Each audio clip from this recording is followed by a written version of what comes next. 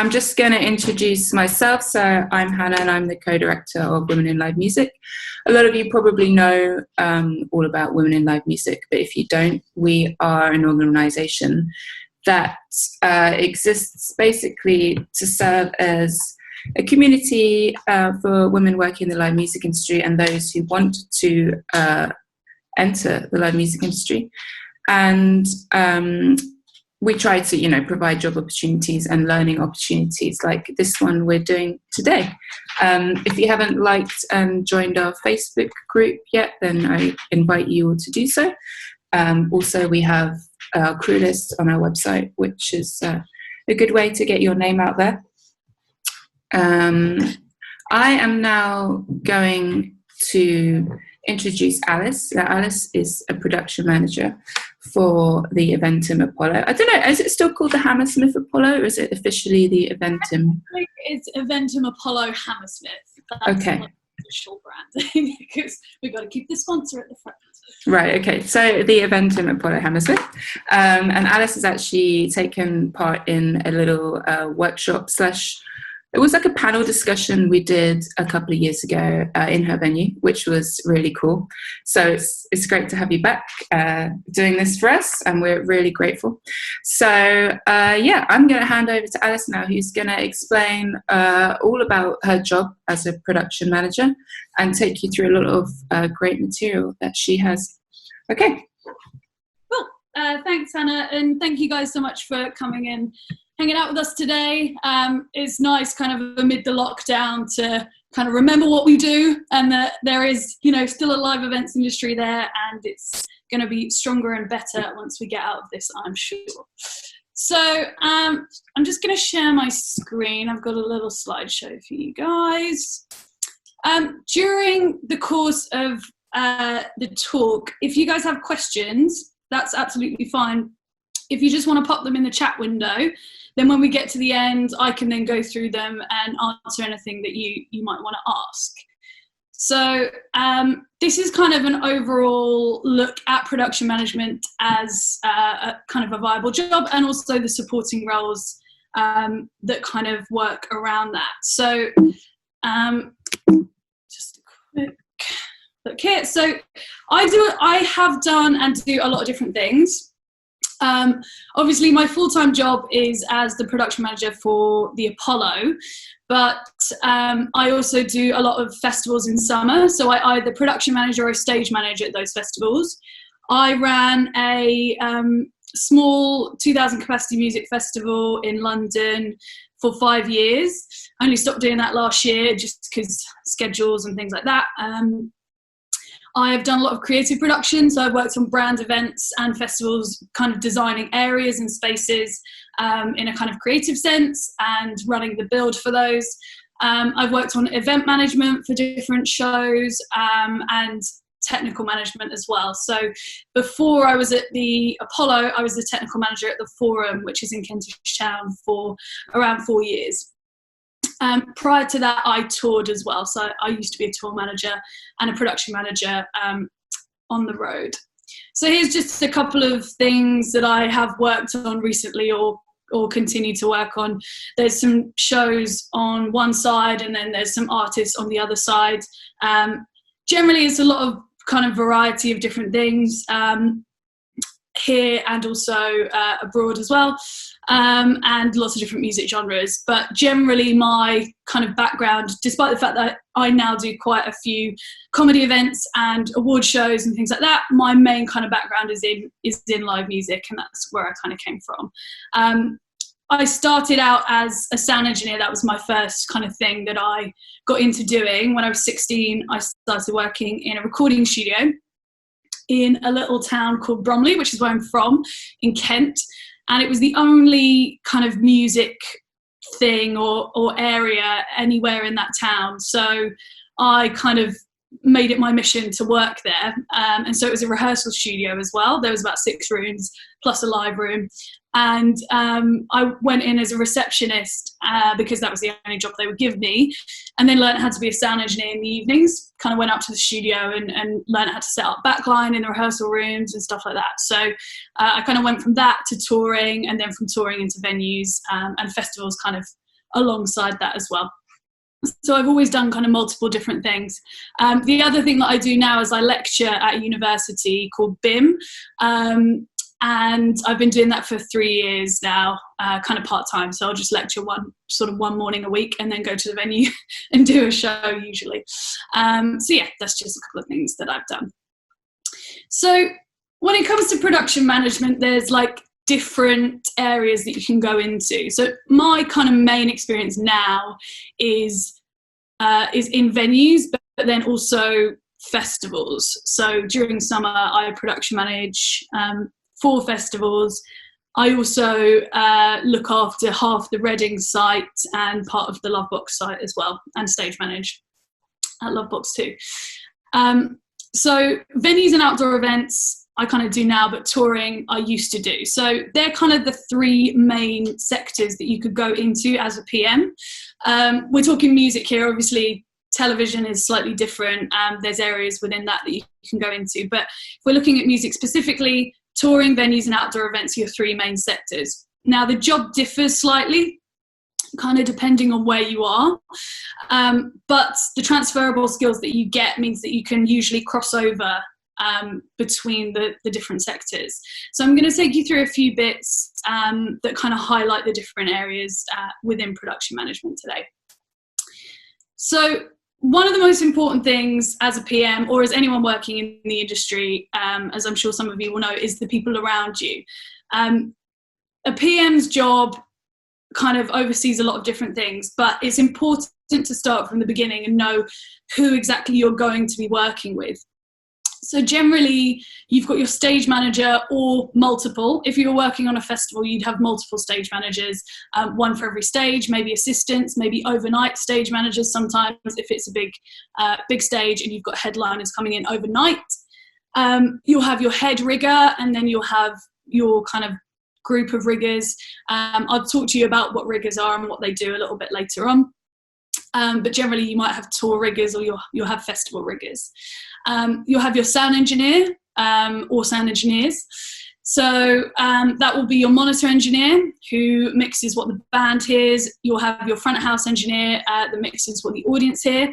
And then you'll have audio techs as well. You might have a system tech that only looks after the system, make sure that's all running and doing okay. And then you've got the rest of the techs that deal with cabling, making sure that everything's out on the stage. Depending on the size of the stage / tour / venue, will depend on how many audio techs and sound engineers you have. Personally, at the Apollo, we only have 1 system tech because we are what's called a racks and stacks venue, which means we don't have any audio control. We only have front of house speaker system, and we've got a little digital desk, an SD11. But that's it. So every tour will bring in their own package, so therefore they will bring in the sound engineers. When I was at the Forum, we used to have 3. So we would have a monitor engineer, a front of house engineer, and then a patch engineer who deals with what's going on stage. Then you'll have your lighting designer, your LD, and then you have lighting techs as well who deal with setup, making sure there's correct things in correct places. And sometimes you'll have a lighting designer who has designed the rig, but they don't actually go on the tour. There will be someone else that operates their design for them. So lighting engineers or lighting designers, depending on what the format is there. Then you have your backline technicians, so people can specialise. You might have a drum tech, a guitar tech, a keys tech, a lot of Ableton techs at the moment because people are using Ableton, and there might be someone specialising in playback, for example. So on a tour, generally, that's what you would have, and the production manager is responsible for those people. If you're on a festival, generally you'll have backline technicians that work for a hire company. So using Lovebox as an example, they would have John Henry's on site, and there might be 2 or 3 different techs. They've got the lists for what each band on each stage has hired and what time they need it, and they need to go and deliver that kit, make sure it's there. Sometimes they'll help with setting it up. if there's time. So you'll have backline technicians on site as well at a festival. At the venue, we don't have them. They always come in because we don't have any house backline. Generally, if it's a big venue, they won't carry house backline because every band that can fill that room will have their own backline. But if it's a small venue, the first venue that I production managed was 150 capacity. So at that venue, we had our own, 2 guitar amps, bass amp, drum kit, that kind of thing. And so I was the production manager, the stage manager, and looked after the backline because you have to double up on jobs when they're small. And then you'll also have pyrotechnicians as well, or people that look after special effects. So that could be anything from confetti cannons and streamers to, if it's someone looking after just SFX and not pyro, it might be lasers. So you'll have technicians that just look after the laser show. It might be flame, it could be smoke, dry ice, that kind of thing. So you'll have people that look after that as well. So generally, as a general rule, as a production manager, these are the people that you have to work with. You kind of hold the schedule and you're trying to make sure that every single one of these people has the time to do what they need to do, the equipment to do it, the staff to do it, and that they can do it safely. That's kind of what you're trying to make sure happens. Generally, all of these groups of people will come to you with problems that you might have to solve, which is always fun. But it's kind of working with them to make sure that everyone's happy. I'll give you kind of an example of that kind of having to juggle stuff. So you're on a stage and your system tech tells you that there's an issue with the PA. They have to bring it down. But the touring band have quite a strict deadline on when they need to sound check. However, their sound check isn't going to work very well if, the PA, there's an issue with the PA that needs to be fixed. So you as a PM have to decide, one, how you're going to approach that with the artist and their touring party. Two, how much time you're going to allow your system tech to fix it. Obviously, they will want as long as possible, and the touring artists will want to give them as little time as possible. So you have to be the negotiation and the decision maker in that, to work out what's best for the show, not just what's best for the audio tech, what's best for the sound check, So you have to kind of look at it as a whole show and make sure that you've got the big picture stuff happening. So general responsibilities, as we looked at the different job roles that we look after, rigging, lighting, staging. So that's things like risers. If you're on a festival, it will be stages that are put up, which are called temporary demountable structures, which we'll look at a little bit later. You've got your backline, your audio, pyrotechnics and special effects, power, health and safety, and trucking. Now, by health and safety on a festival, I don't mean the catering health and safety. I'm talking about specific stage health and safety, making sure people have hard hats on when there's riggers in the roof, making sure that the pyrotechs are zoning things correctly, that there's a safety distance between the effect and the audience, and also the artists. So making sure that everyone is looked after. On a tour, trucking would be your responsibility. So making sure that the trucks arrive in the right order, making sure that they're packed correctly, making sure that, they're unloaded in the right order. And then on a festival, it would be kind of the same thing. So generally, if you've ordered audio kit for 4 stages, you'll have to decide which gets dropped off first. And it's your job to try and consolidate those deliveries down into the smallest amount possible, because not only is it better for the environment, it's also better financially. The fewer trucks you have, the less money you're spending on truck drivers. So generally, whatever sector you're working in, whether it's in venues, outdoor events, or on a tour, though all of those duties you will kind of have to deal with. If you're doing something like an academy tour, you might not have a production manager. Generally, the bigger the tour, the more likely they are to have a production manager. If it's a small tour and all of the venues have in-house production, you might not have to even worry about rigging.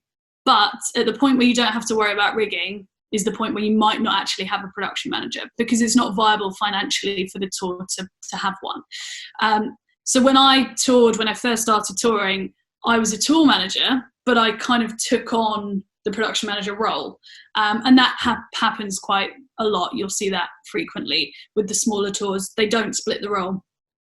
The bigger a band gets, the more money they have, the more production they have, the more you will need a dedicated PM. So I would say maybe at the point where you get to Apollo or Brixton level is the point where you will start splitting that role, just as a general rule. So rigging. I'm aware that there's people on this call that have different skill sets, different knowledge bases. And so if there's things within this presentation that are kind of preaching to the choir, I apologize for that. Equally, if there's things in the presentation that you're like, I have no idea what she's talking about, feel free to just pop something in the chat. But I'm trying to give a general overview to kind of meet everyone's needs. So taking things back to basics, rigging is what happens first.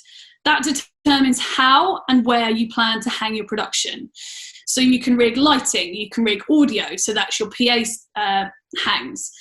You can rig set pieces and LED walls and lifts that lift equipment or people, among lots of other things. Essentially anything that's hanging in the air, a rigger will have had to put that in at some point.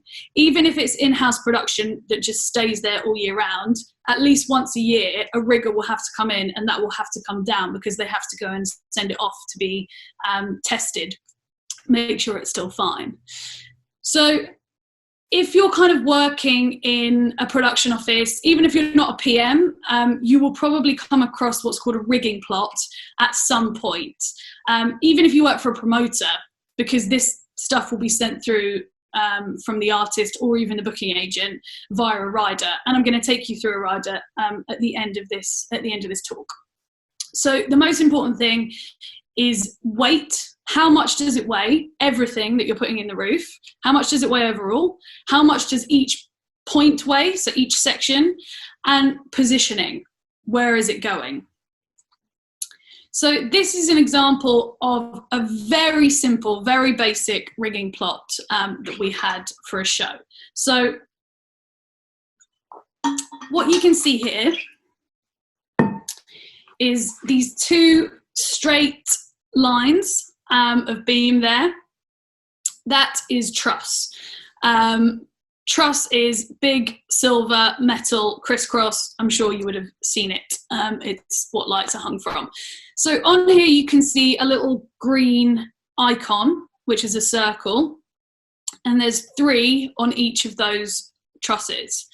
Now, each of those is what's called a point or a motor. I mean, you put a point in and the motor creates it. But essentially, what that's telling me when I receive it is, okay, there's 230 kg on this side of the truss. I know generally that's fine. It also shows me the exact location of where they want to put a point. Now, this will be sent out by artists to venues, but every venue is different, as we know. So when you receive it, you have to look at it and go, does this fit in my roof? If not, how do we make it fit? I have a team of very good riggers that do the overlays for me. And generally, if you're touring with riggers or you're working on a festival where you have a rigging team, you can send them this and go, look, let's make sure that this fits, because they're going to be the people in the roof and they're a really, really good source of knowledge. So I'm not saying that you, when you first start out as a production manager, will have to draw all these rigging plots, because you won't. You have riggers to rely on for that stuff, but you do need to be able to read them. So yeah, that shows me that we've got 2 different trusses, and then at the back we've got some ground stacked stuff with some lifts. So this is the overlay. Now, what we've done here is taken a drawing of the venue, the Apollo. This is our standard drawing. It's done on CAD, and we keep this and use it for obviously lots of different things for shows. And we've overlaid the plot that was sent by the artist onto here. that just shows us that this is going to fit.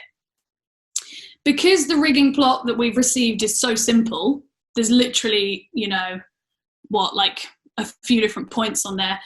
But I can receive stuff for award shows where there's 100+ points. And on an arena show, you will have a lot. So making sure that that fits, making sure that the weight is balanced correctly is really, really important. So this was an overlay that was done by my head rigger. And then we'll look at how many staff we need to make this happen. Now, I know because of where the points are that they're not too difficult to put in, and that there will only need to be one person in the roof to put that in. Where things get complicated is if you have a beam that's in the roof that's in the way of where they want their point. So you have two options. The first option is that you move the point slightly off center. It does generally change the weight distribution, but as long as it's not crazy heavy, that's usually fine. The other option, which is the easier option, and it means they can have everything where they want, is to do what's called a bridle. I'll show you what that looks like in a second. But generally, when you're looking at a rigging plot, does the weight work for the roof? Is the positioning correct? You'll have a stage drawing. If you're working on a festival, you'll have a stage drawing from your supplier, which will have a roof in it, and you'll be able to look at it and go, okay, does that fit? Yes, it fits. If not, we can move it around. What the artist sends you is never finite, generally, unless they're an arena artist where they know they can put everything wherever they want anyway, because arenas are built to do that. Most of them, not Wembley, actually. But, of course, we were originally a cinema. The Apollo was built as a cinema in the 30s, so it wasn't built to have massive productions in it. So although we have a lot of weight capacity, there are still challenges. One of them being that our Proscenium Arch, which is the opening that you can see when you kind of look at the stage, you can't put any points directly under that because they don't exist. They just aren't there. So this truss right at the front that you can see at the bottom of the drawing, that's called an advanced truss, and that sits on front points that are over the audience. For us, that means that actually we need 4 points to do that. So we have told the artists here that they need to add an extra point, which they did on the day. So that's just kind of a rough overview of a rigging plot overlaid onto a venue drawing. So if ever rigging is happening in a venue, that will have been done. That process will have taken place just to make sure that on the day everything is going to go in correctly. Now, when you open the doors in the morning, this is the first thing that happens. So your riggers will come onto the stage and they'll get a piece of chalk and they will measure with the plot on the floor exactly where that's going to go. I'm sure some of you would have been, to a load in and seen this happen where you've got riggers walking around putting circles on the floor with crosses on. That's called a mark out. That's the first thing that happens in the morning at any show where rigging is happening.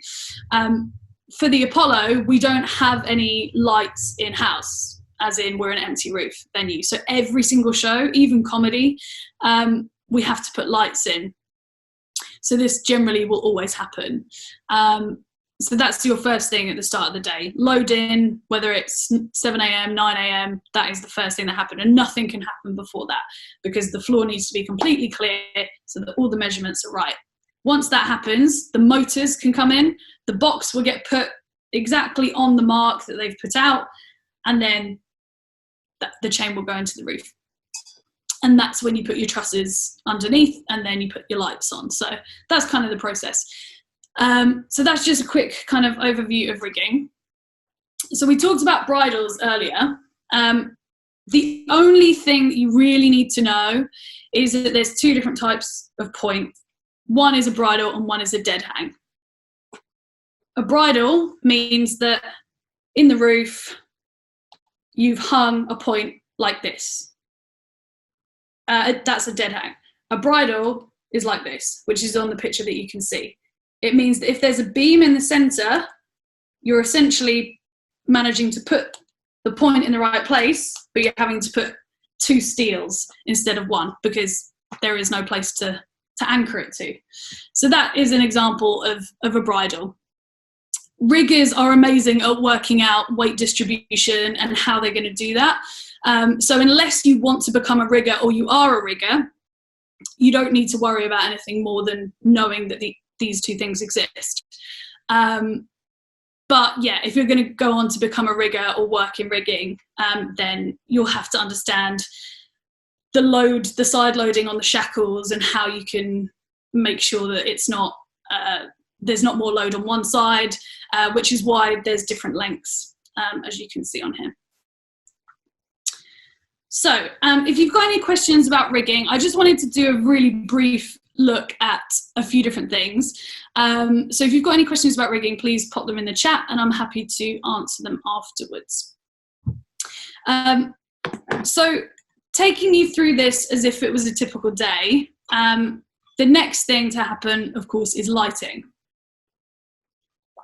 So you've come in, your riggers have done their mark out, the points are in, the trusses are floating, so they're about this height off the floor. You don't want them any higher than that because then people have to reach to put the lights on. Not ideal, but they have to be floating. So once all your trusses are floating and everything looks good, that's when lights start going on and cables start going in. So a second document that you'll have is what's called a lighting plot. This is an example of a fairly simple lighting plot that we got for a show, I think last year. So this shows a couple of trusses, 3 trusses, plus a cable truss, and then a video wall at the back there. This also shows what's called a floor package. So on the bottom right section, you can see some moving heads just in a line at the back, and then you can see some raised fixtures in 2 lines going downstage to upstage. So the floor package is anything that isn't hung. Now, if you were working on like an academy tour, so like doing, you know, Sheffield Academy or Leicester Academy and those kind of things where they have that production in-house already, what you can do is you can bring a floor package, but only a floor package. Generally, they won't let you rig stuff because the load-ins aren't early enough and, you know, they don't have riggers in there constantly. So it's just not something they usually do. Not to say they don't do it. At the forum, I think I took out the rig maybe 10 times over the course of a few years. It wasn't very many times, but there are some shows that we did 3 shows with Kasabian and they insisted in the whole rig being taken out, which it was fine, and we did. And then there was a 1975 and Jake Buggs show, which was a BBC, a Radio 1 thing. Again, we took the whole rig out for that and stored it because they wanted to bring their own stuff in. But as a general rule, you know, if you're touring in academies, you're not going to need anything more than a floor package. I know a lot of you might have joined the webinar that happened with, you know, about tour management. There was the previous one. So, you know, if you were going into that field, this may be stuff that you might be dealing with is just small floor packages and things. And also hiring the staff, of course, making sure that you're finding a lighting designer and that they're good and, you know, that kind of thing. So requesting plots from people in advance is a good idea. So this is something that I, as a venue production manager, will receive. I'll get given this from the supplier who is supplying the lighting. In this instance, it was Colour Sound Experiment. So they'll send me the lighting plot. I tend to know people in suppliers anyway, so I might just call Colour Sound and say, I know you're doing the show, can you send me a plot for it so I can see it? We'll look at it, just make sure it fits. And they've got our drawing. So as you can see on the top section, they've actually overlaid this onto our venue.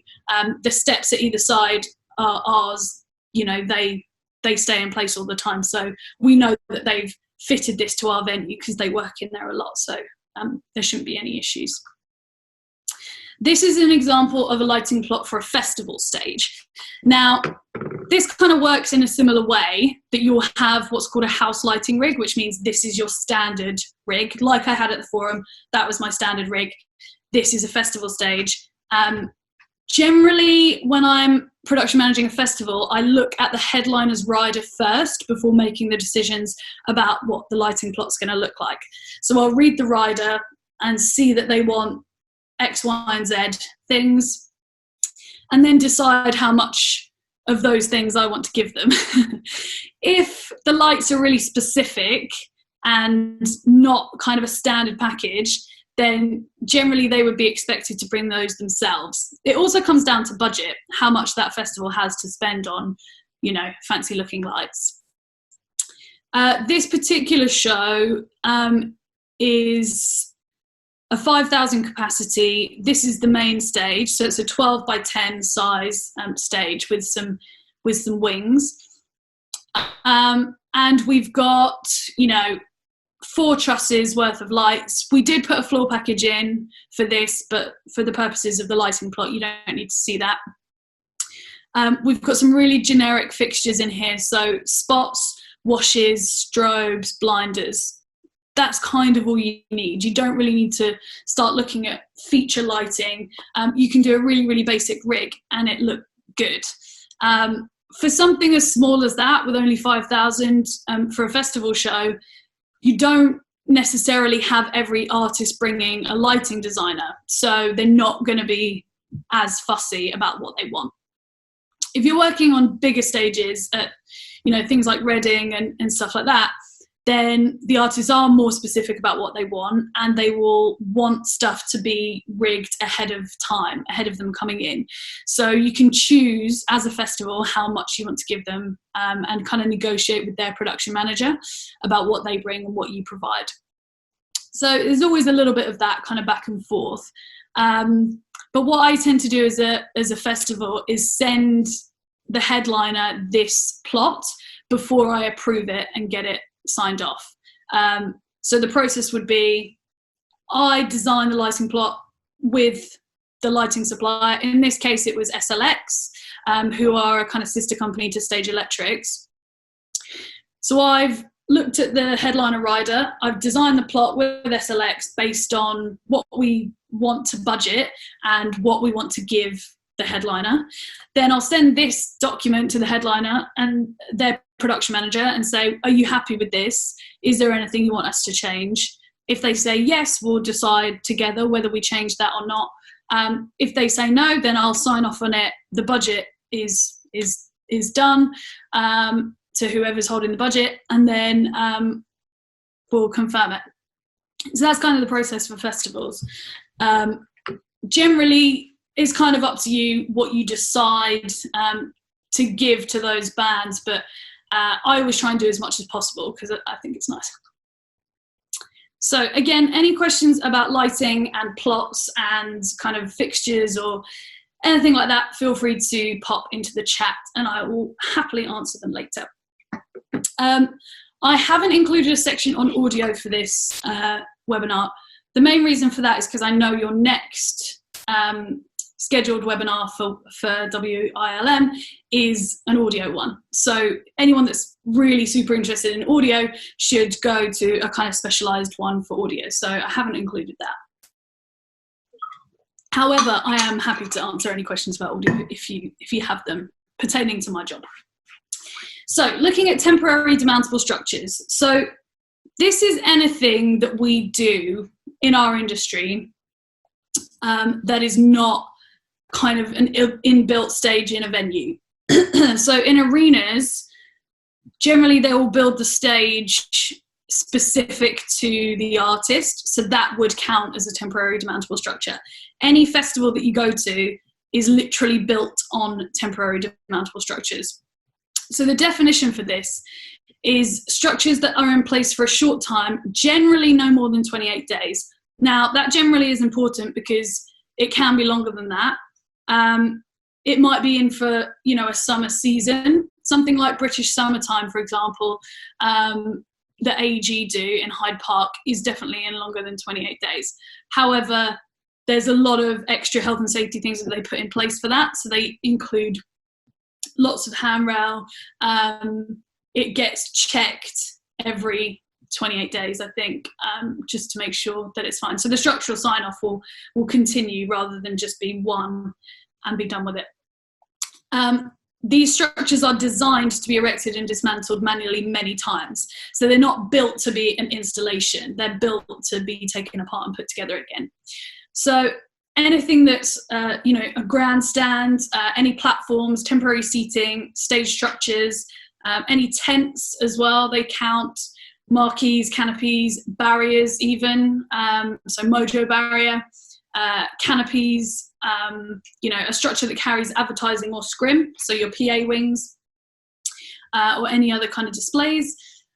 Inflatable structures like bouncy castles are also counted within this, so anyone doing a show with inflatables. I actually did that a few years ago. At the Apollo, we didn't have anything on New Year's Eve, so we decided to put our own event on. And so we have a flat floor that is stored off-site in a few trucks, which we use for award show dinners. So I got the flat floor out and brought in an inflatable ball pit and a kind of disco inflatable room, and then some bouncy castles and stuff. It was really fun. But yeah, any scaffold structures like towers and ramps also count within that.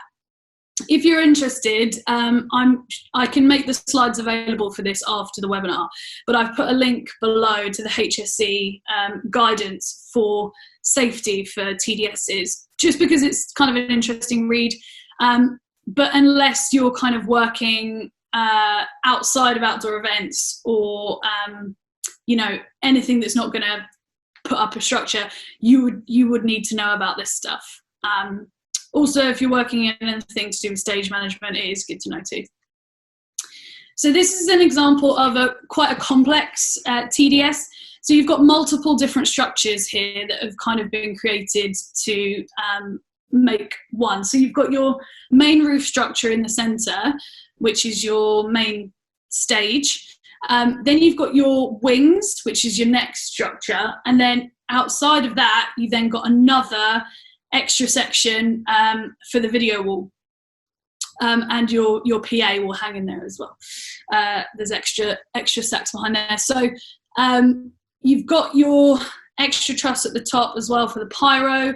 You've got your sign in the middle there. So this is quite a complex temporary demountable structure, because you're not just dealing with one structure that has a specific weight loading, has ballast, to hold it and anchor it, and has one sign off. You're dealing with multiple different structures that are put together, kind of like a Meccano set or, something like that. So because of the complexity, you'll need multiple sign offs for each section. You'll also need a good supplier to put this together, to making sure that the person that you're booking is extremely experienced.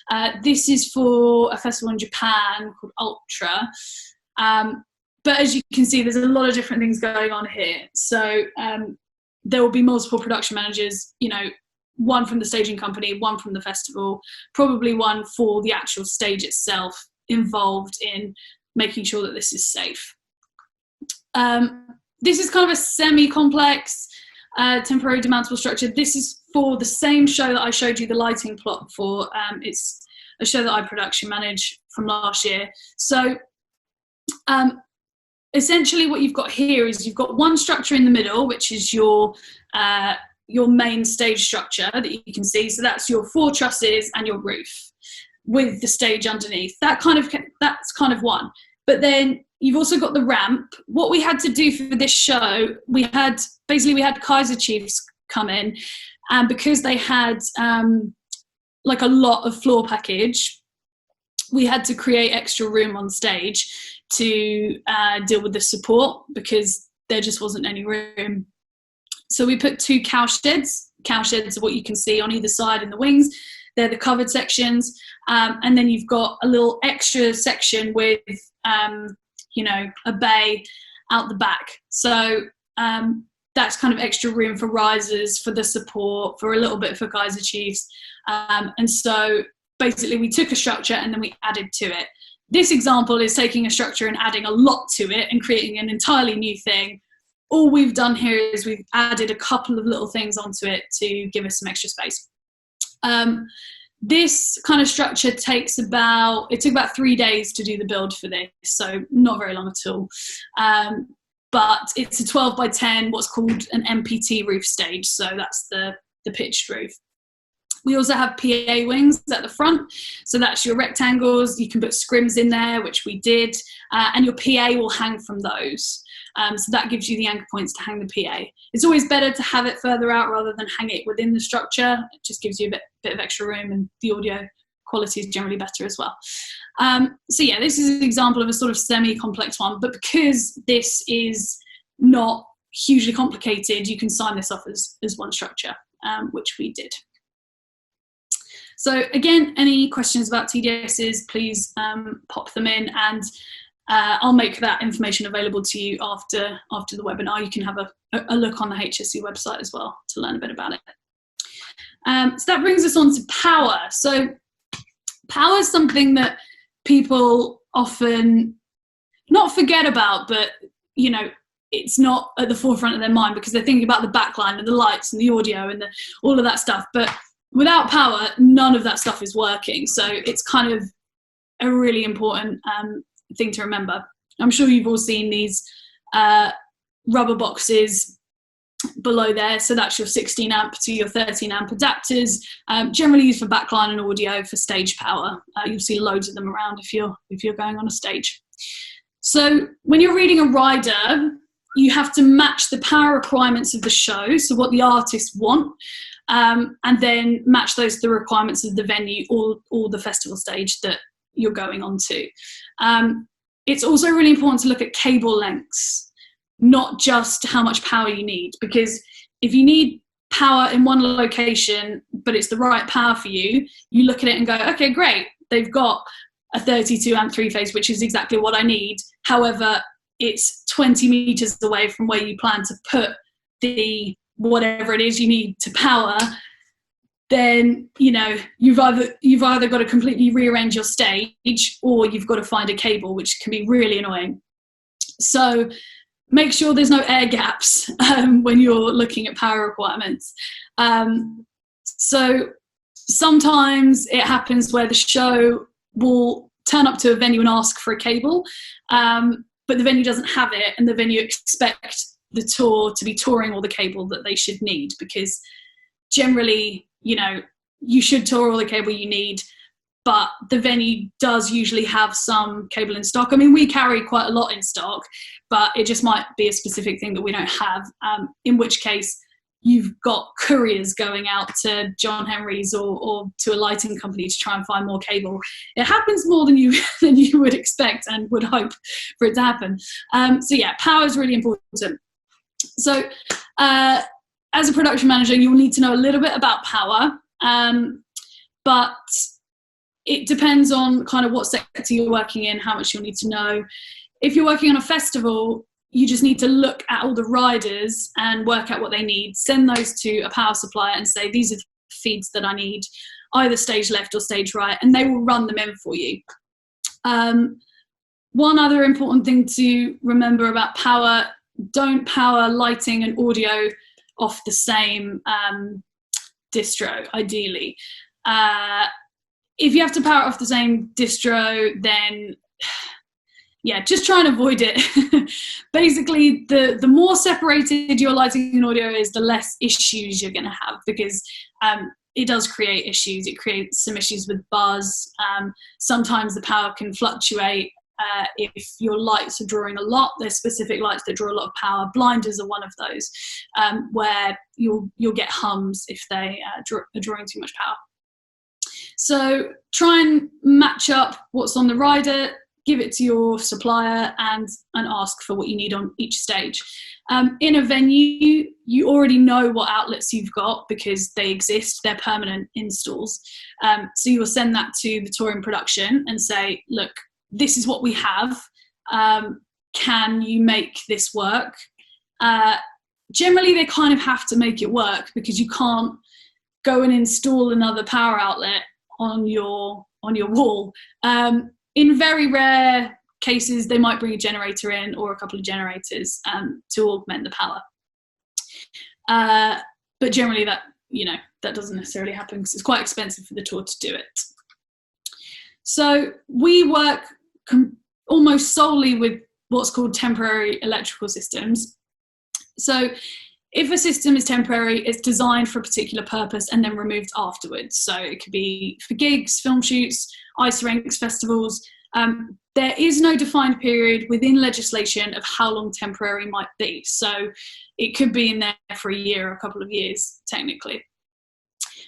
The regulation for this is BS 7909. If any of you are interested in that, go and look it up.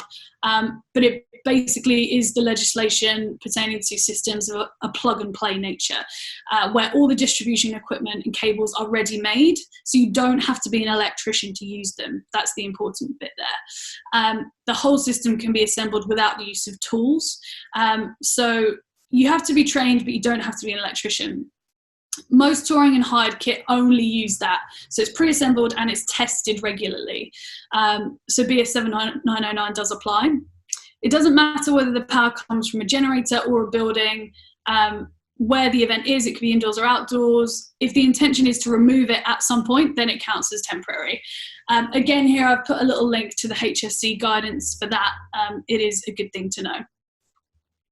Here's an example of some outlets that you might see at a venue or at a festival site. So these round connectors here are called C-form. Your 5 connectors at the bottom right are called power lock. You've got 2 different colours generally. You've got your blue and you've got your red. Your red is 3-phase, your blue is single phase, and the size of the connector tells you what ampage it is. In terms of what you guys would need to know kind of going into this field, it's good to know that red means 3-phase and blue means single phase. Generally on the connector there or on the outlet, it will say 32 amp 3-phase or 32 amp single phase or 63 amp single phase, which is your top left picture there. So you don't necessarily always have to know. Just before we went into lockdown, I had a show, I think it was the week before, where a guy brought me upstairs from my office and said, there's a problem with the power here. You said you had 125 3-phase on the wall, but it's a 63. And I sort of looked at him, knowing that it was a 125, having been a production manager at the venue for 3 years, and said, no, I'm pretty sure it was a 125. And he was like, no, if you look at the size, that's definitely a 63. Despite the fact that there was a big sticker on the front saying 125 amp 3-phase. So I just pointed him to the sticker and said, look, let me know if you need anything else. But, if you're unsure based on the size, you can always just look. There will be a sticker on it somewhere that will tell you. So these are just some kind of some connectors that you'll see. I wouldn't say that you would need to worry about being the person that actually connects those. I do at the venue. Being in-house at the venue, I'm responsible for making sure that I visually inspect, whoever's coming in with connectors. Because if we plug something dodgy into, or if they plug something dodgy into our connection and then blow the power, then, we're in trouble. So I actually do that at the venue. I will do it on stage just because I know how to do it. But if you're a production manager at a festival, you wouldn't necessarily be going around plugging stuff in. I mean, I've seen people do it. Nick, who's the PM of Reading, I've seen him backstage rewiring a 13 amp plug before, but it's only because he knows how to do it. There was an issue with a guitar amp, but anyway, long story. But yeah, those are some of the connectors that you might see. You will have all seen these, I hope. Cable ramp, very useful. So you need to route cables and ramp cables to minimize trip hazards or vehicle damage to the cables. So make sure that you're giving care to the position of connectors. If you are a production manager for a band and you turn up with power that is going to be run from the stage to the front of house position, and it's, say, 60 meters and you bring two 30-meter cables with a connector in the middle, that will not work. I've seen it happen before. It will not work because you can't ramp a connector. You can only put cable in those, as you can see. The one on the left is called Yellow Jacket. That's kind of the most common one that you'll see for the multi-cores or the power runs from the front of house position where the sound engineer sits to the stage, and lighting designer, sorry, they're also out there. So yeah, making sure that you've got enough cable that's going to go in the cable ramp. That's the same for if you're a festival PM as well. And for me, I carry a cable ramp at the Apollo just because people sometimes don't bring it and we need to make sure that people are safe. So we carry some stock just in case the tour don't have enough. So you can also use those to protect cables running overground across routeways. You know, if there's a pedestrian walkway, if a cable needs to go across an aisle for any reason, usually to a camera is the reason, because the cameras are sitting kind of within the seats. Then we need to ramp it.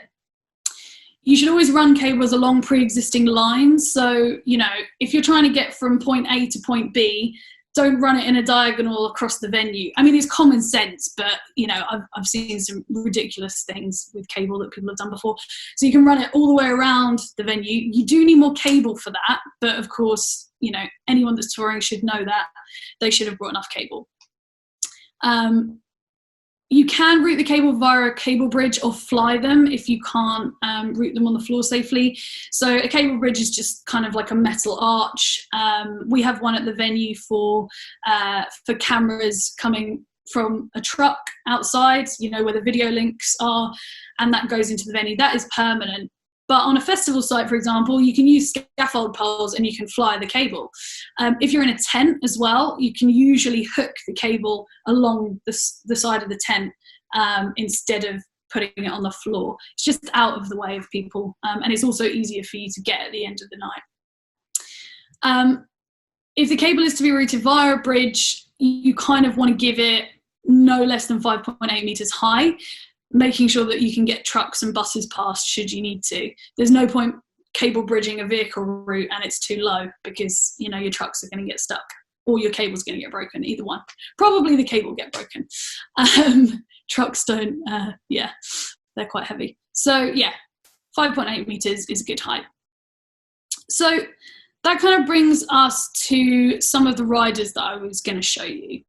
So I want to have a quick look at 3 different ones. I'll just, you know, take you through, and you can, if you notice something that I haven't explained, then feel free to just put a question in the chat. So I'm going to come out of this and I'm going to find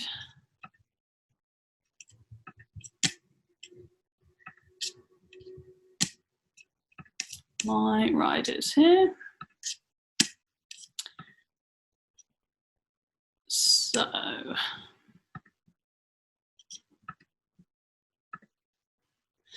okay, so there are some kind of gaps in here because I've had to redact some of the personal information like names, phone numbers and email addresses just for data protection purposes, but I've left the job titles in so that you can see. So this is an example of something that as a touring production manager you would produce, or at least you would edit. If you took over from another PM, this information might already exist, but you would hold this document and you would edit it. So this is a production rider for an artist. If you were a festival production manager, this is what you would receive. This would be sent to you. For me, as a venue production manager, I will also get sent this, but I will get sent another document, which is called a venue rider, which I'll show you in a second. And the purpose of that is to take this information here and via the promoter kind of condense it. Because if I've got 7 shows in a week and I've got something that's 20 pages long for each show, there just isn't the time. So that's why the promoter rep who's looking after the show on behalf of the promoter will look through this and decide what they're going to allow. So first page is generally contact. So tour manager, your production manager, your artists, your musicians, who the sound engineers are, because sometimes the sound engineers will want to speak directly to the venue sound engineers and, you know, cut people out of the equation, which is fine. It's quicker, makes sense for everyone. So generally you'll have all that information in there. So this will be sent out. So this was for like a whole EU tour. So this will be sent to every single show. Just means you're not creating individual documents, which obviously you want to avoid.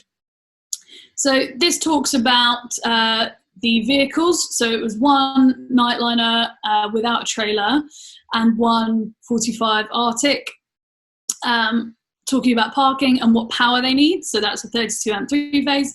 So I need to make sure as the venue, okay, where do they park that has that power? So I will send them back, you know, a document which shows them where to park.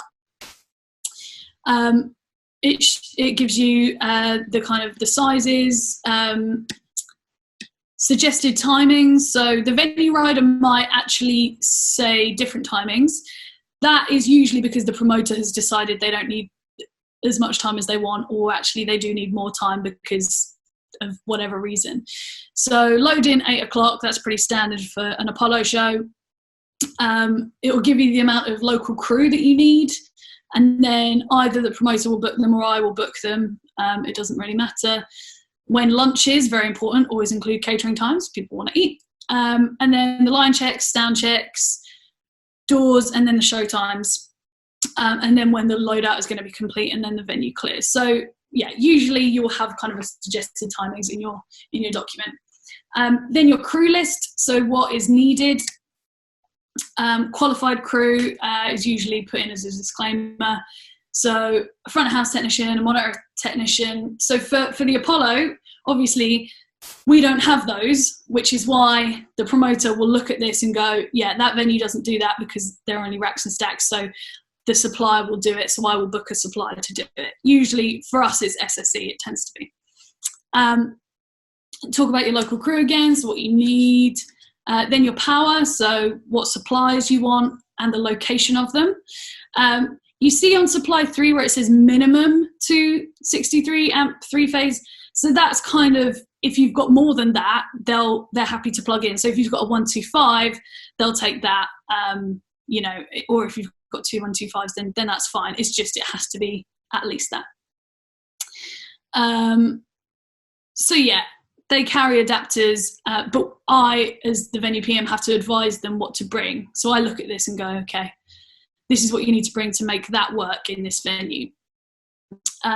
Staging. So a lot of this is specific because sometimes stages are built within the venue. It's not necessarily, you know, a structure that exists in there all the time. So in that case, they want to make sure that it's solidly constructed, where obviously ours exists all the time, so it doesn't matter. So risers, they talk about the risers that they want and that they carry, the fact that they can't be struck for the support band, so the support band can't roll them back and use the whole stage, they have to stay where they are. That's quite common. Backline, point in there about them not sharing. Again, that's pretty standard for a large act, so they just don't want to share their backline, which is fair enough. They talk about their PA, front of house, the kind of types of brands of PA that they're fine with. So D&B, L-Acoustics, we carry L-Acoustics at the Apollo. Generally, D&B or L-Acoustics are a pretty safe bet. They're your kind of two top companies. They talk about DBA. There's specific audio stuff talking about the consoles, the IEM system, radio mics, so IEM being in-ear monitoring. So they talk about that. They have specified the amount of space that they need for their monitor console. So this is important if a venue doesn't have wings, for example. So then they're going to have to create wings because they need that 2 by 2 meter space for their monitors. There's no stage monitors, so again, that's good to know, because if they were playing a venue with in-house production and there were wedges that were left out at the forum, we would have them left out because, you know, they were always used. So we would strike those in the morning if we knew this. Then they talk about the RF, so the frequencies that they need. Then the support act. So this is for a specific tour, so they have put the support act in, which is the mark of a good PM, that they've created this for a specific tour, not just this is 2018's rider for everything, because obviously stuff changes. Their lighting rig will change, the set will change, you know. Then it talks about lighting and video, so you know what they need power wise, the consoles that they've got. Then they've put a riser plot in there, just a diagram. Again, if they were touring in a venue that the stage wasn't big enough to fit this, then that would have to be talked about. And then they could talk about reducing the setup. But as long as the venues have that information, and they can go back to them and talk about the fact that they can't fit that in. This is just a lighting diagram of the riser there. Then it talks about accreditation. So as a PM, accreditation isn't necessarily something you need to worry too much about, but you will need to make sure that all of your crew are accredited. So at a festival, this is more of an issue, because things like local crew companies, if you've got 60 local crew turning up covering 6 different stages or whatever, you need to make sure you've got all their names to accreditation, so that when they show up, they're actually let in the site. For a venue, it's less difficult, because generally the crew bosses are the same, the security will know them, and you will tell them, okay, these people are turning up, and you've only got maybe 15, 20 crew rather than 60, 70. So there's less to kind of deal with there. But Sigrid, for example, on this occasion wanted a closed stage. That does happen at festivals as well, in which case another wristband or some other kind of accreditation needs to be put into place. As a stage manager on festivals, I often carry like 4 different types of wristbands, 4 different colours, just in my Pelly case, because I know that there will be bands that want to close the stage, and you have to be able to allow them to do that. So if that happens, I give the band that have just played that colour, the band that want the closed stage that colour, and the band that are next on, plus my crew, so my audio techs, my lighting techs, the backline guys, you know, whoever needs to be on the stage, and the local crew. So that, because the band before need to pack up, and the band on next need to set up, so they have to be on the stage. So yeah, you can kind of do that. Security briefing, so we hold a security briefing every day at the Apollo. It's an hour and a half before doors. I generally will take that, and I will go through the show stop procedure with the touring production manager and the tour manager generally, because it will be the PM trying to stop the show, and then the tour manager getting the artist out of the venue. So this is their show stop procedure. Generally the venue's procedure will supersede any artist procedure, but they'll kind of work together. So they will have their internal stuff where the band will be on IEMs, and this procedure will happen with their crew, and then us as a venue will implement ours. So it's good that they've laid out theirs. I'm showing you this one because it's an example of a good rider. This is what we want to receive. It's got all the information, everything's really clear.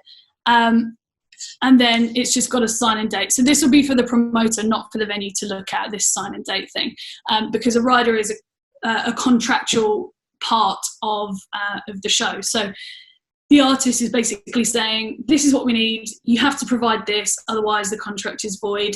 I've never been in a situation where because of something on the rider not being done, the artists don't play. However, things like Fire Festival, as I'm sure you guys have seen the documentary, the Blink 182 pullout was because and then subsequently a lot of other bands pulling out, was because they didn't believe that what was in the rider was going to be provided in terms of the audio equipment, the stage being of solid construction, and all the stuff that we've just looked at. So if they believe that they're not going to get the right equipment, then they can refuse to play, and then they can keep the deposit, which is always good. So that is an example of that. I'll quickly show you this. So this, as a festival production manager, is something that I've created. So this is the 5,000 cap show with Kaiser Chiefs that I showed you from last year, just to keep it kind of the same. So you've got your contacts at the front in the same way. You've got a little bit about the festival.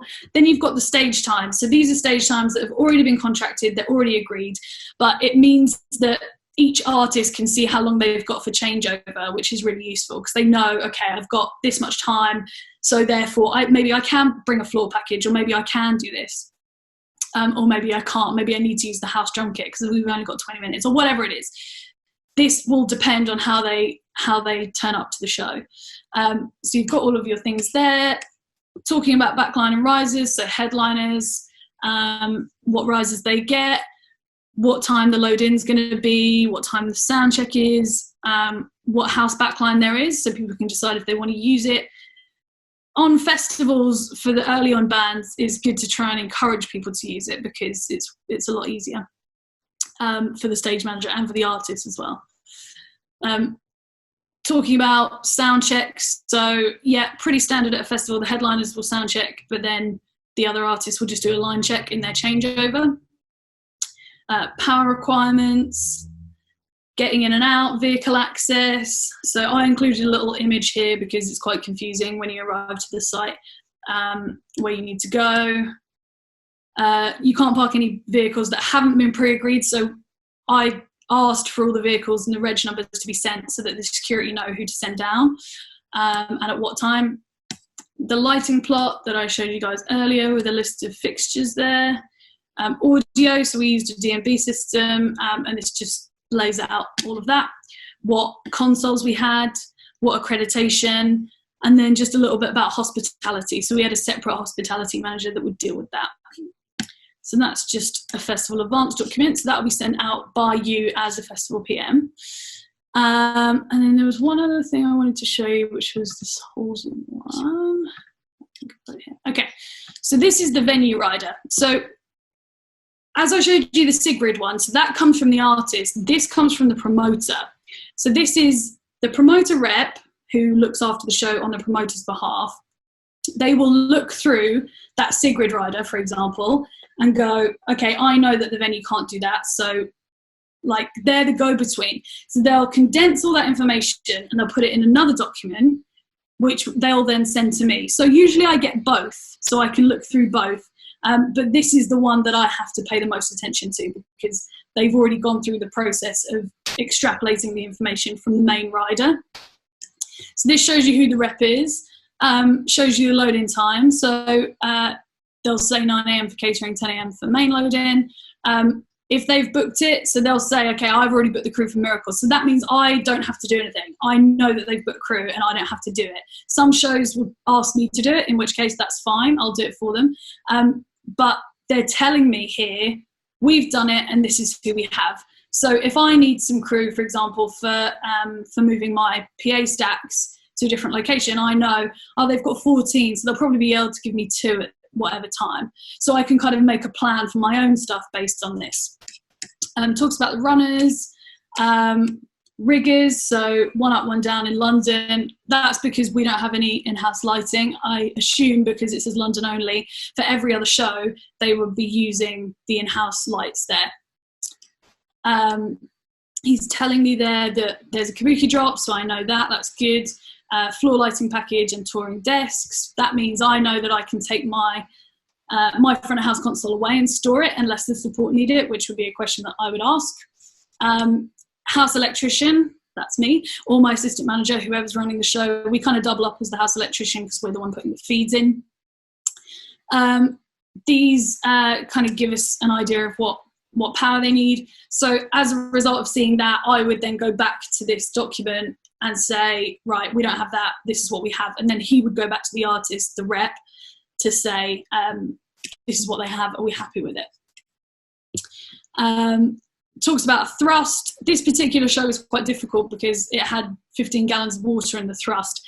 And I only got this venue rider about 3 days before the show. So, and there wasn't a risk assessment included. So I had to ask the promoter to provide a risk assessment, which took a long time. But anyway, special effects. So I know exactly what's in there.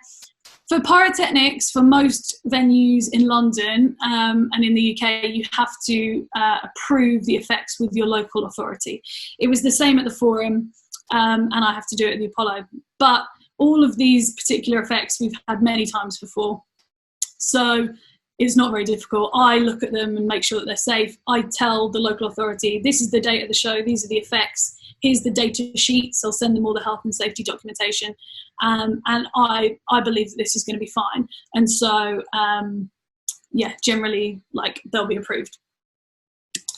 Talks about the mixer, talks about the stage barrier, what the effects are, meet and greets. That's not for me, that's for the front of house team. Dressing rooms. So obviously for a venue, we need to kind of pay attention to that. Towels, bath towels, stage towels, showers, where the production office is, the fact that it's got to be lockable, so I know the security will need to give them a key for it. Medical, first aid, catering. Auditorium restrictions, again, that's for front of house, so plastic cups and things that aren't allowed in. Cessament, radio mics, parking. So I know that that's quite a lot of parking for us. We usually can only park 6 large vehicles. So I would have gone back to him and said, actually, you're going to have to send 1 truck away to fit everything in, or 1 bus or whatever it was.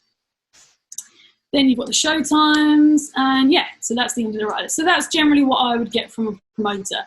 So I just wanted to show you these 3 because it's from the artist, from a festival point of view, and from a venue point of view. So this is what I get from the promoter. Okay, great. I know we've gone a little bit over, so I do apologise about that. There was quite a lot of things that I wanted to include. So Hannah, is there anything that you want to add, or do you want me to go to some questions? I think that was brilliant, actually. I learned so much from you. Thanks for that. That was really fantastic. I've put all the links in the chat. I know there was a question from Kevin asking if there was some sources/training courses you can recommend on rigging. I think that HSC website is quite good for that, but do you have any other recommendations? Oh, yes. I should say, actually, before you start, we are actually in the process of organising a webinar on rigging, but it won't be for some time because I have a few others to get through. But in the future, there will be a rigging webinar. But yeah, carry on.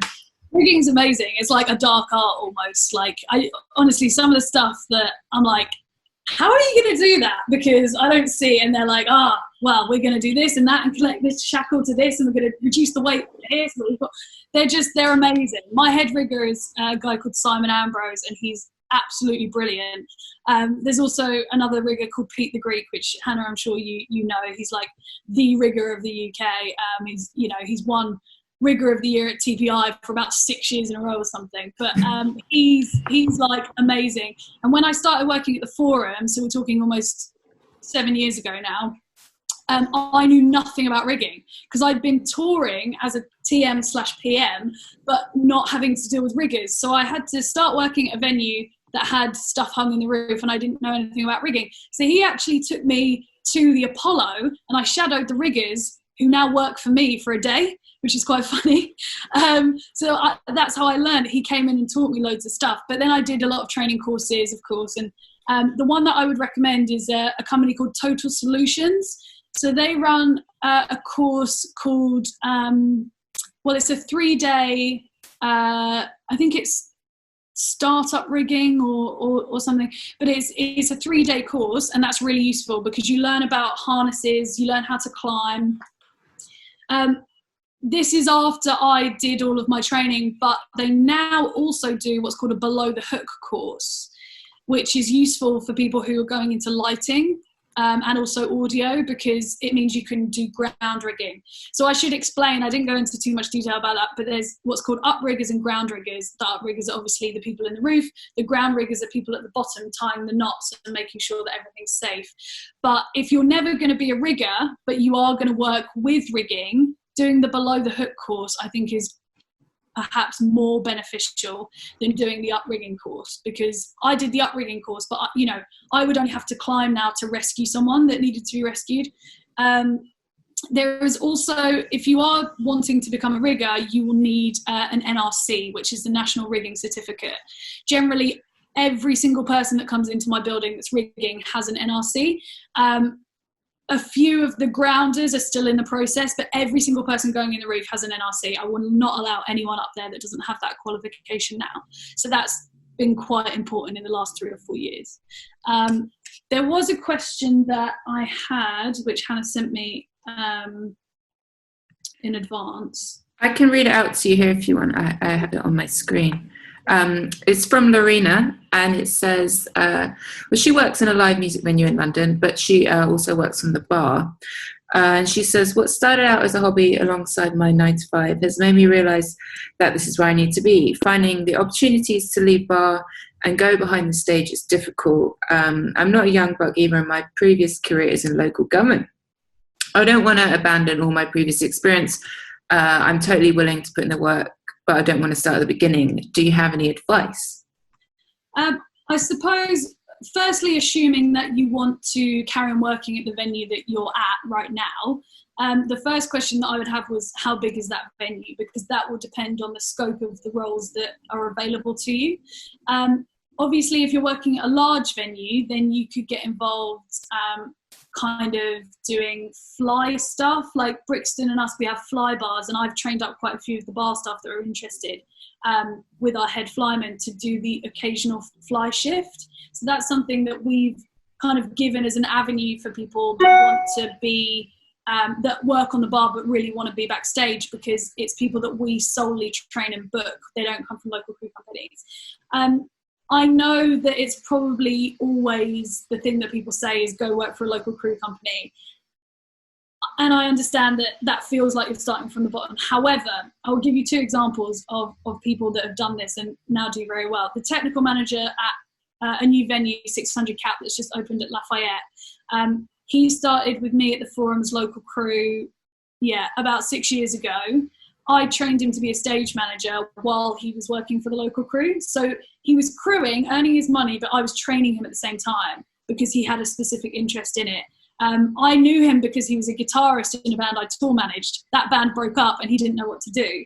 And so now he's the technical manager of a 600 Cap music venue because he used the local crew thing as a springboard to create the contacts to go further. There's also a girl called Ellie Alfonso, who's awesome, who was touring with Jess Glynn for the last few years as the assistant tour manager. But she also started off at the Forum with me in the same crew company. And she only was in the crew company for about 6 months before they realised that she was good enough to come on board and actually start booking the crew. So local crew is a really good way to do it.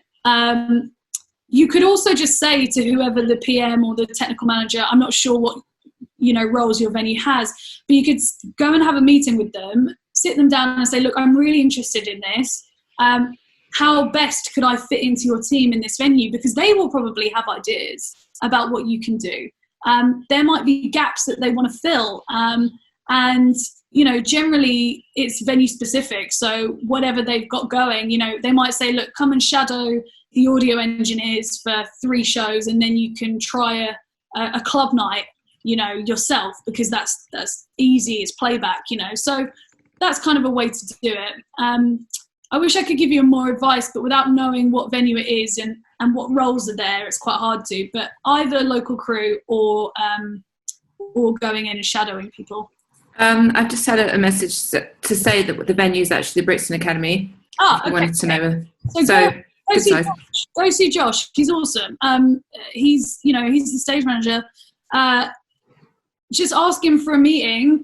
And then Bobby as well. You could speak to Bobby because Bobby used to work for Miracles. He still also ground rigs for me sometimes, and he's like the assistant at Brixton. So he's a really approachable guy. I'm sure you know them. If you don't know them, just find them. Josh is your main dude, and then you've got Bobby as well as the assistant. So go and chat to them and find out what you can do. I know definitely Brixton, they use Stage Miracles mostly, but they might let you do a bit on the flies because they do that on stage. I know Josh does that.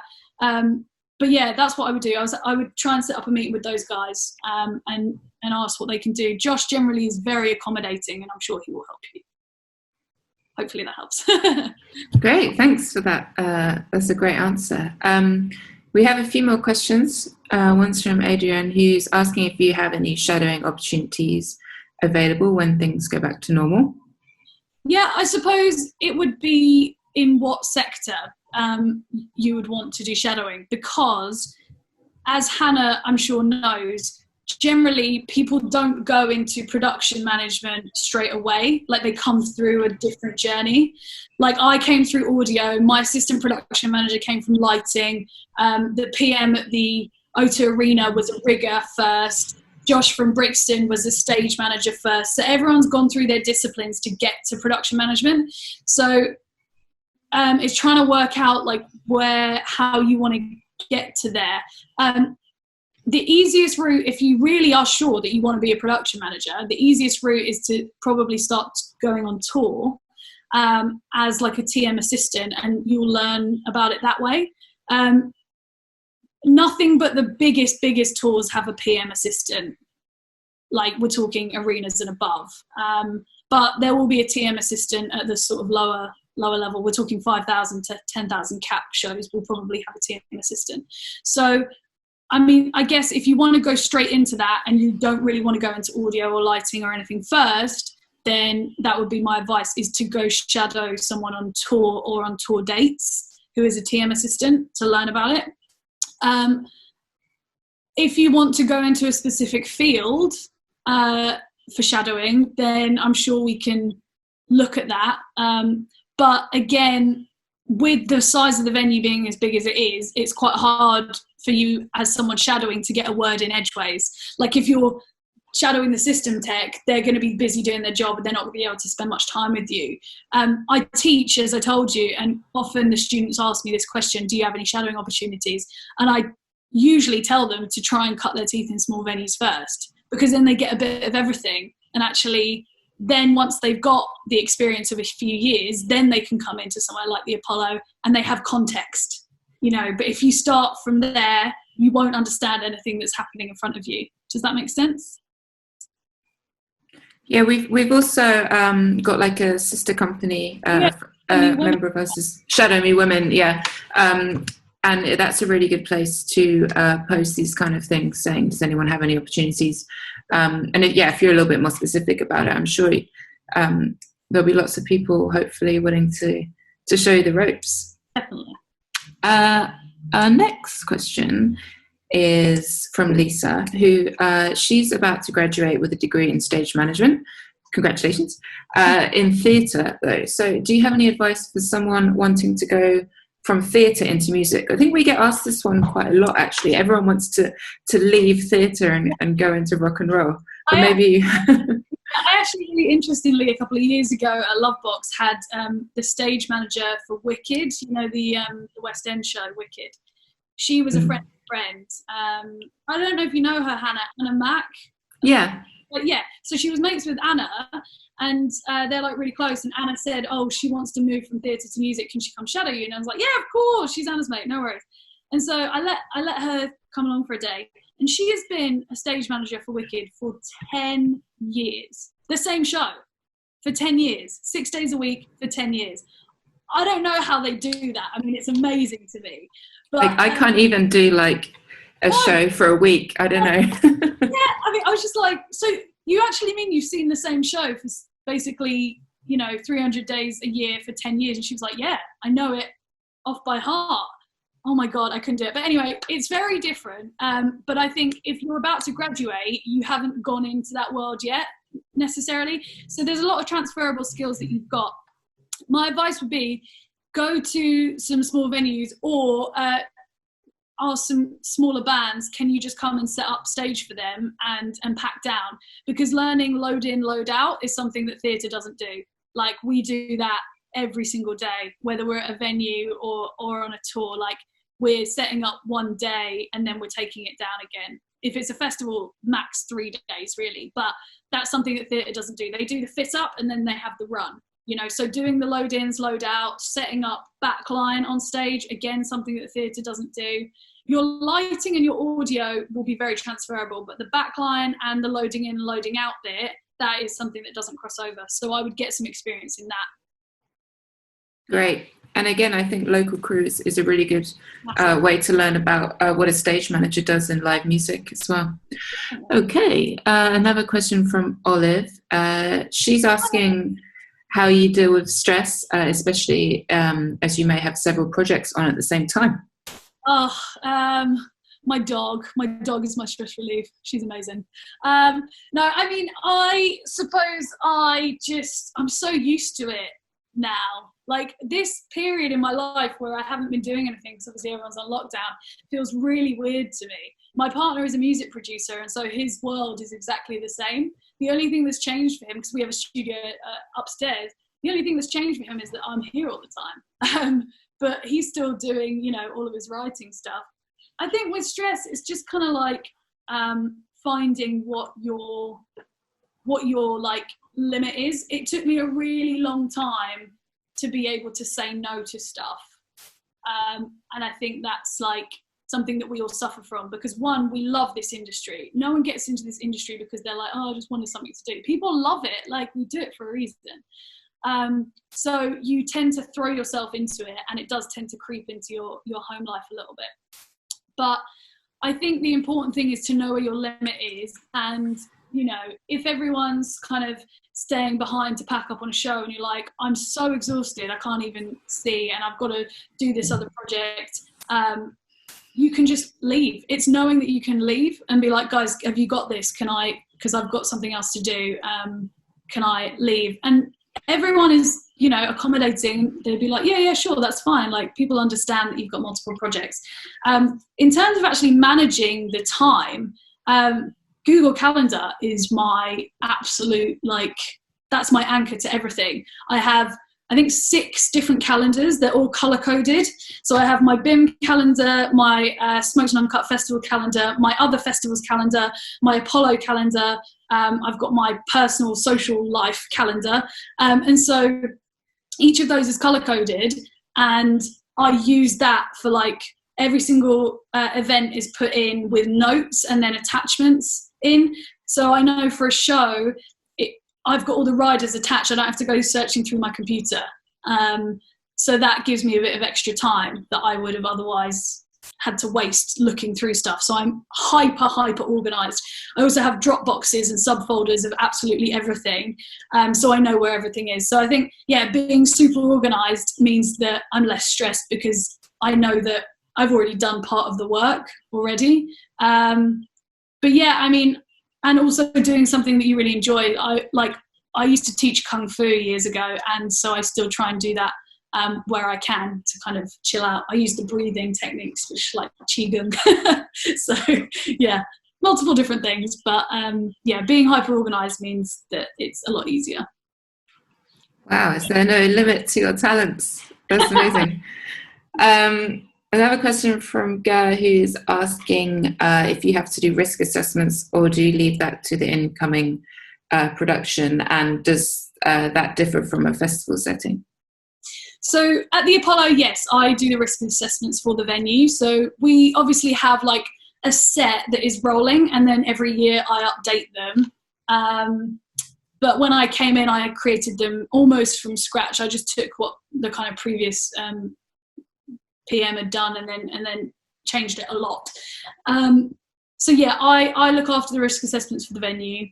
For anything that's specific to the show, so if the show, like the Halsey rider I showed you, they were bringing in a tank of water, that's not my jurisdiction, that's theirs, so then they would have to provide me a risk assessment.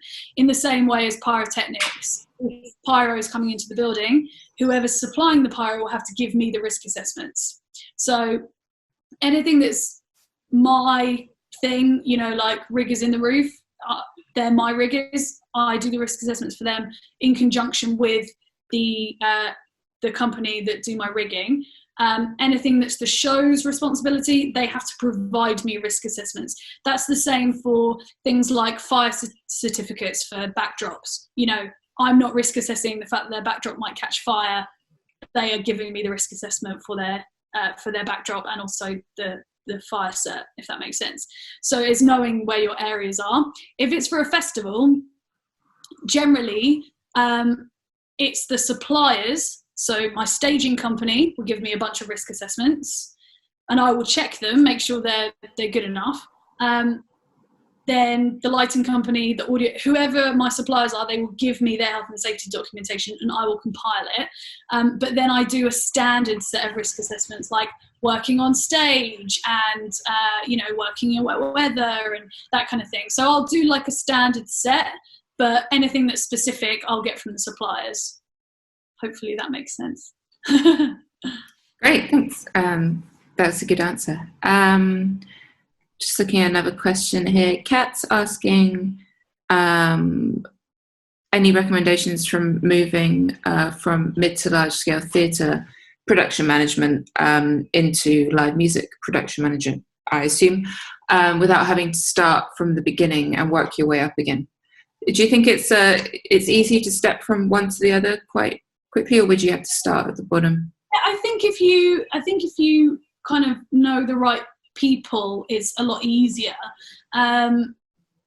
I suppose, like, if you're trying to jump and go into a job, you'll need some music experience, because it's going to be really hard to, if it's a music specific venue you want to go into. If it was something like the Apollo, it would be quite easy, because actually we're a multi-arts venue. Same with the Roundhouse. Like, the Roundhouse isn't just music, the Roundhouse is theatre as well, so it'd be quite easy for you to make that jump.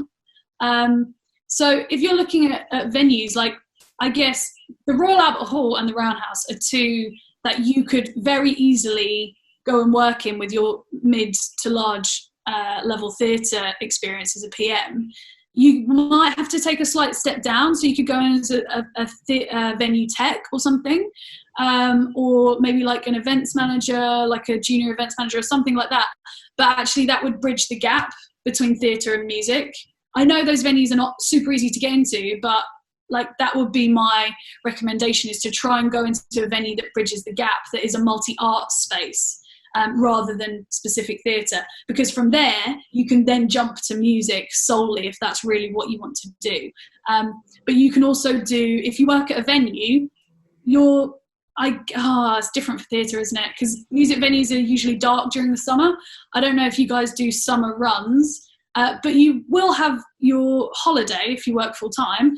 So take it and go and do festivals. Try and get some festival experience. That would be my advice, because if you can get into a venue that bridges the gap plus adding some festival experience, that means you're sorted and you've made the jump. It might take a couple of years, but a couple of seasons on festivals where you're shadowing or getting some experience in production. Live Nation, for example, has loads of volunteers, or at least people that are sort of intern type people in their production office. So I know that they allow people to kind of go in at quite a high level, rather than just you're an intern, you litter pick. It's not like that. They actually do give you some experience. So I guess that would be my advice. Okay, great. I think we're going to have maybe 3 more questions and then we're going to wrap this up. Just a quick one from Saoirse. She's doing a research for a uni degree, and she's asking if she can contact you for some questions on research. I will leave that completely up to you. That's fine. That's fine. Hannah, I guess, if you've got contacts to them, could you drop them my email, or is it easier for me to? Maybe, Saoirse, if you put your email in the chat, if you don't mind, and then we can sort it out that way. Right, next question is, oh gosh, this is quite technical. I don't even know what this means. Do you require NEBOSH or a IOSH health and safety qualification for your role? I have both. I have IOSH and NEBOSH. I did my IOSH when I started at the Forum, and I did my NEBOSH 2 years ago when I came to the Apollo.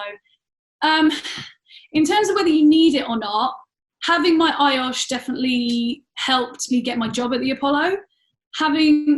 I would struggle without having NEBOSH, to be honest, just in terms of the kind of weight that you have to make decisions.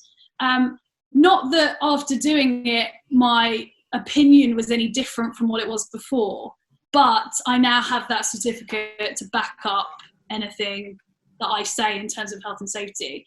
I also, off the back of that, managed to write a degree level course on event health and safety for BIM. So it's kind of like, it helps you a lot. I know they're expensive courses, they are. My work, I've been lucky enough that my work has paid for both those courses for me to do.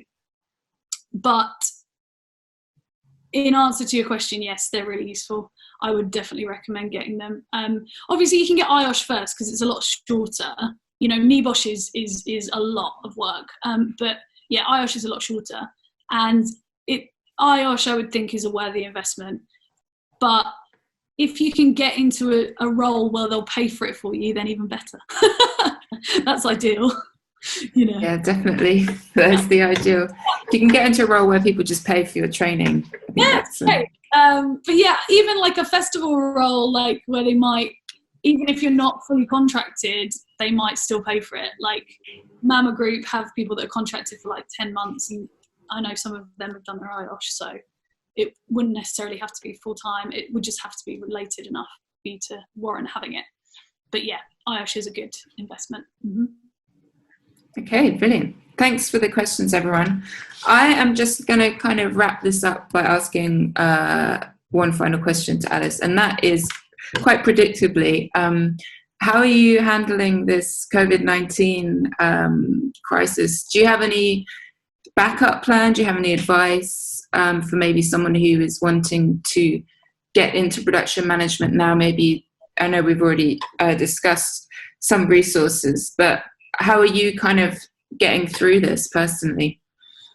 Well, it's a bit of a weird one. I suppose I've worked at absolute breakneck speed, 100 miles an hour, since I was about 16 years old. So, you know, it's a long time, and this time, somewhat selfishly, has given me a little bit of time to sit back, slow down, and kind of evaluate my life, I suppose, as it has with a lot of us. And one thing that has come out of it is how much I genuinely love my job and the people that I work with. And I feel very lucky to do that. I think it's very easy to get a bit jaded and be like, oh God, we've got so many shows and I'm knackered, and oh my God, I've got to advance these 25 shows within the next 2 days. But actually, when you step back, you go, I'm so lucky to do what I do, and I'm really, really happy that that's my job. I'm also fairly lucky that I have a diverse career, so I'm still teaching, which gives me some structure to my week. I have been taking on a lot more personal tutorial students, so anyone that's interested in events can basically book an hour with me and we'll have a chat over Zoom via like the university that I work for. And so that has given me some extra work, and I'm also working on an education project that I didn't think I would be able to do because I didn't have time, but now I do have time. So I'm now developing these courses for an online education project, which is going to be launched in September.